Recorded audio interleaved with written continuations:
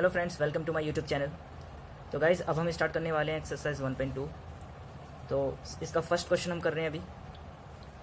तो first question में कहा गया है नीचे दिए गए कथन सत्य हैं या असत्य, कारण के साथ अपने उत्तर दीजिए। तो इसमें हमें फर्स्ट पार्ट जो पूछा गया है, प्रत्येक अपरिमेय संख्या एक वास्तविक संख्या होती है।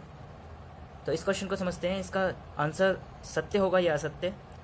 तो इससे पहले हमें समझना पड़ेगा कि ये वास्तविक संख्याएँ क्या होती है, अपरिमेय संख्या क्या होती है। अपरिमेय संख्या यानी कि इर्रेशनल नंबर और वास्तविक संख्या यानी कि real number. Every irrational numbers are real number. तो वास्तविक संख्याओं के बारे में हम पहले समझेंगे। वास्तविक संख्याएं जो होती हैं उसमें परिमेय और अपरिमेय दोनों प्रकार की जो संख्याएं होती हैं वो सम्मिलित होती हैं। जो वास्तविक संख्याएं होती है, वास्तविक संख्याओं में दो प्रकार की संख्याएं पाई जाती हैं। एक होती है परिमेय यानी कि रैशनल नंबर्स, और दूसरी होती है अपरिमेय संख्याएं यानी कि इर्रेशनल नंबर। इनके अगर एग्जाम्पल देखें, परिमेय संख्या वो संख्या होती है जिन्हें हम P/Q के रूप में लिख सकते हैं, जहां P और Q दोनों पूर्णांक वाली संख्याएं हों, यानी कि नेगेटिव या पॉजिटिव नंबर्स P/Q के फॉर्म में लिख सकें, यानी कि कोई से भी नंबर जिन्हें जैसे 4, 4/3, -5/4, ये सारी संख्याएं क्या हैं, परिमेय संख्याएं। इसके अलावा कुछ रूट वाली संख्याएं भी होती हैं, जैसे कि अगर हम लिखें √4, तो ये सारी परिमेय संख्या हैं। 4 का वर्गमूल जो होता है वो 2 होता है। इसी तरीके से जैसे √9, मतलब जिनका वर्गमूल पूर्ण रूप से निकल जाए वे सभी संख्याएं भी परिमेय संख्याएं में आती हैं।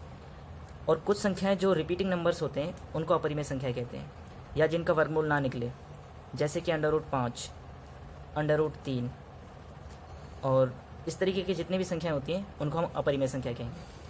तो इसमें हमें यह बताया गया है कि प्रत्येक अपरिमेय संख्या एक वास्तविक संख्या होती है।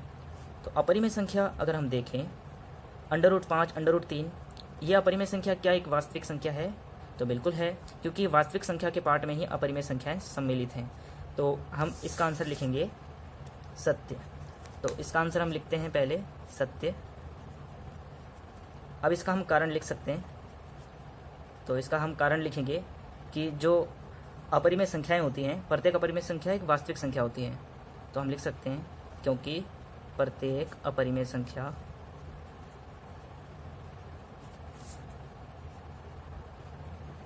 एक वास्तविक संख्या होती है।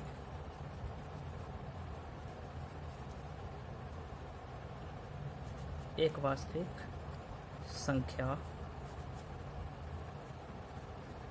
है। अब हम करते हैं सेकंड पार्ट। सेकंड पार्ट में हमसे कहा गया है संख्या रेखा का प्रत्येक बिंदु √m के रूप का होता है, जहां m एक प्राकृत संख्या है। तो हमें इसमें बताना है जो नंबर लाइन होता है संख्या रेखा, उसमें जो प्रत्येक बिंदु है वो √m के रूप में होता है, यानी कि वर्गमूल के रूप में होता है। तो इसमें जो m है वो एक नेचुरल नंबर है, प्राकृत संख्या है। तो प्राकृत संख्या तो पता ही होगा आपको, जो प्राकृत संख्या वो संख्या होती हैं जो 1 से शुरू होती हैं। 1, 2, 3, 4, 5, इस तरीके की जितनी भी संख्याएं वो प्राकृत संख्या होती हैं। तो इन प्राकृत संख्याओं को अगर हम किसी नंबर लाइन में देखें संख्या रेखा पे, तो संख्या रेखा पे हमको देखने को मिलता है सबसे पहले यहाँ 0 होता है, फिर 1, 2, 3, ये सब पॉजिटिव नंबर्स होते हैं। ये सब संख्याएं जो होती है वो पॉजिटिव होती हैं, और इधर नेगेटिव होती हैं, -1, -2, -3। तो अगर हम बात करें, प्रत्येक बिंदु √m के रूप का होता है। तो ये जो संख्याएं होती हैं, क्या इनमें से प्रत्येक संख्या √m के रूप का हो सकता है? प्रत्येक संख्या जो है वो √m के रूप का नहीं हो सकता। नहीं, क्यों नहीं हो सकता? क्योंकि अगर हम बात करें, अगर हम यहाँ 1 लेते हैं, इस m की वैल्यू अगर हम m बराबर 1 लेते हैं, तो √m की जगह अगर 1 लेंगे तो √1 हो जाएगा। 1 का जो वर्गमूल है वो क्या आता है? 1। इसी तरीके से अगर हम 2 लेते हैं, √2, तो √2 लेने पे इसका वर्गमूल अगर हम करें तो इसका वर्गमूल √2 ही रहेगा, क्योंकि ये पॉइंट में आएगा हालांकि, लेकिन हमें ये बताना है कि वो प्राकृत संख्या है। तो प्राकृत संख्या क्या ये पूरी तरीके से सॉल्व हो पाएगा? नहीं हो पाएगा, एक नेचुरल नंबर नहीं आ सकता। इसी तरीके से कुछ नंबर नेगेटिव नंबर्स भी होते हैं। ऋणात्मक संख्या अगर लें, अगर हम रूट यहाँ पे -2 ले लेते हैं मान के चलो, तो अगर ये -2 लेते हैं तो इसका वर्गमूल पॉजिटिव नहीं आ सकता। ओके फ्रेंड्स, अगर m की वैल्यू अगर हम नेगेटिव लेते हैं तो ये पॉजिटिव नहीं आ सकता।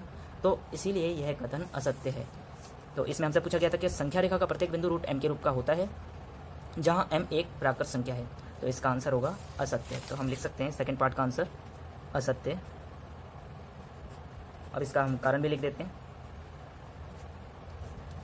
क्योंकि संख्या रेखा पर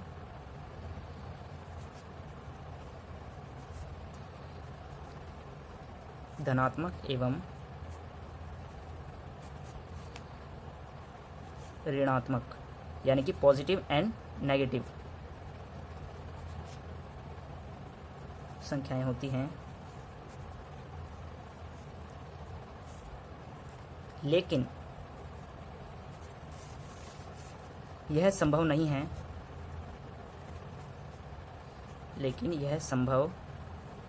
है, कि प्रत्येक बिंदु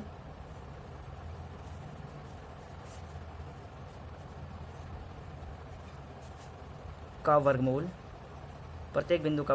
एक प्राकृत संख्या हो, नेचुरल नंबर हो।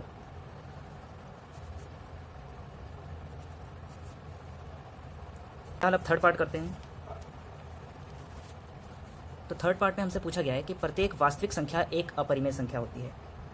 तो प्रत्येक वास्तविक संख्या एक अपरिमेय संख्या होती है, यानी कि जो रियल नंबर है वो एक अपरिमेय संख्या होती है। ये कथन बिल्कुल असत्य है। असत्य क्यों है, इसका कारण एक बार जान लेते हैं। क्योंकि जो मैंने बताया था, जो वास्तविक संख्याएं होती है उसके अंदर परिमेय और अपरिमेय दोनों प्रकार की संख्याएं होती हैं। तो जो अपरिमेय संख्या हैं इनमें से इसमें बोला गया कि जो वास्तविक संख्या है वो एक अपरिमेय संख्या होती है। तो यह तो ज़रूरी नहीं है कि वास्तविक संख्या केवल अपरिमेय संख्या हो, क्योंकि वास्तविक संख्या परिमेय और अपरिमेय दोनों होती हैं। तो वास्तविक संख्या अगर हम सिर्फ अपरिमेय की बात करें ये असत्य हो जाएगा, तो हम लिख देंगे असत्य। अब इसका हम कारण भी लिख देते हैं। इसका कारण क्या है, क्योंकि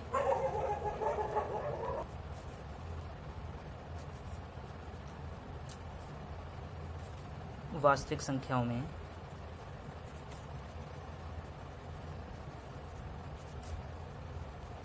परिमेय संख्या भी होती है। परिमेय संख्या या परिमेय तथा अपरिमेय संख्या भी होती है, ये भी लिख सकते हैं। परिमेय तथा अपरिमेय संख्याएं होती हैं। इसको एक बार अच्छे से समझ लेते हैं। मैंने इसमें परिमेय और अपरिमेय दोनों प्रकार की संख्या है, जबकि इसमें कहा गया है कि प्रत्येक वास्तविक संख्या एक अपरिमेय संख्या होती है।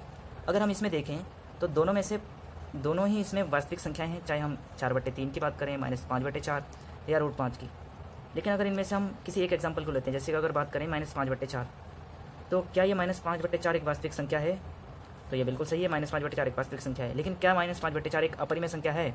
तो इसका आंसर होगा नहीं, -5/4 एक अपरिमेय संख्या नहीं है। इसीलिए हम कह सकते हैं कि प्रत्येक वास्तविक संख्या एक अपरिमेय संख्या नहीं है। तो आई होप आपको समझ में आ गया होगा। अब हम करते हैं क्वेश्चन नंबर 2। तो क्वेश्चन नंबर 2 क्या कह रहा है, क्या सभी धनात्मक पूर्णांकों के वर्गमूल अपरिमेय होते हैं? यदि नहीं तो एक ऐसी संख्या के वर्गमूल का उदाहरण दीजिए जो परिमेय संख्या है। तो इसमें हमसे पूछा गया कि जो पॉजिटिव इंटीजर्स होते हैं, सारे पॉजिटिव इंटीजर्स यानी कि जितनी भी प्लस की संख्याएं होती हैं, उनका अगर स्क्वायर रूट किया जाए तो वो इर्रेशनल नंबर होंगे, अपरिमेय संख्या होंगी। तो यह कथन बिल्कुल असत्य होगा, यानी कि ऐसा नहीं हो सकता, क्योंकि जितनी भी प्लस की संख्याएं हैं सबका वर्गमूल अपरिमेय नहीं हो सकता। अगर हम इसका हमें एक एग्जाम्पल देना है, तो एक एग्जाम्पल हम कोई सा भी ले सकते हैं। तो इसके लिए हम एक एग्जाम्पल लेते हैं। अगर मान के चले हम 25 लेते हैं, अगर इसका हम स्क्वायर रूट करें, 25 एक पॉजिटिव इंटीजर है, यानी कि धनात्मक पूर्णांक है 25 एक। तो इस धनात्मक पूर्णांक का अगर हम वर्गमूल निकालें तो आएगा आंसर 5। तो ये जो 5 है यह एक अपरिमेय संख्या नहीं है, जबकि इस वाक्य में कहा गया है कि सभी धनात्मक पूर्णांकों के वर्गमूल अपरिमेय होते हैं। तो इसीलिए यह कथन असत्य हो गया, क्योंकि √25 का जो स्क्वायर रूट है वो 5 है, और 5 एक परिमेय संख्या है, ना कि अपरिमेय संख्या। तो हमें ऐसे ही एक उदाहरण देना था जो कि एक परिमेय संख्या हो। इसके अलावा और भी कई एग्जाम्पल हैं, जैसे कि अगर हम 1 लें, एक धनात्मक संख्या है, लेकिन अगर इसका हम वर्गमूल करें तो आंसर आएगा 1। तो 1 क्या है? परिमेय संख्या, क्योंकि इसे हम P/Q के रूप में लिख सकते हैं, 1/1 लिख सकते हैं इसको। इस तरीके से अगर हम 2 लें, जैसे 1 2 3 4, इस तरीके से संख्याएँ प्राकृत संख्याएँ होती हैं। तो नेचुरल नंबर्स को हम इस तरीके से अगर लें, जो पॉजिटिव इंटीजर्स हैं, तो 2 को अगर हम लेते हैं तो यह एक अपरिमेय संख्या होंगी, क्योंकि √2 क्या होगा? अपरिमेय संख्या। इस तरीके से हम और भी कई एग्जाम्पल ले सकते हैं। अगर 3 लेंगे तो वो भी अपरिमेय संख्या होगा, 3 भी क्या होगा, अपरिमेय संख्या। अगर हम 4 लेते हैं तो 4 का पूरा पूरा वर्गमूल निकल जाता है, तो ये हो जाएगा 2, तो ये क्या हो जाएगा, परिमेय संख्या। तो इस तरीके से हम कोई भी एक एग्जाम्पल दे सकते हैं। तो इसके लिए एग्जाम्पल क्या ले लेंगे, 25। और जो पूछा गया यहाँ पे कथन, यह कथन क्या है, कथन असत्य है, कथन असत्य है। तो इस तरीके से क्वेश्चन भी कंप्लीट होता है। अब मिलते हैं नेक्स्ट वीडियो के साथ। जय हिंद।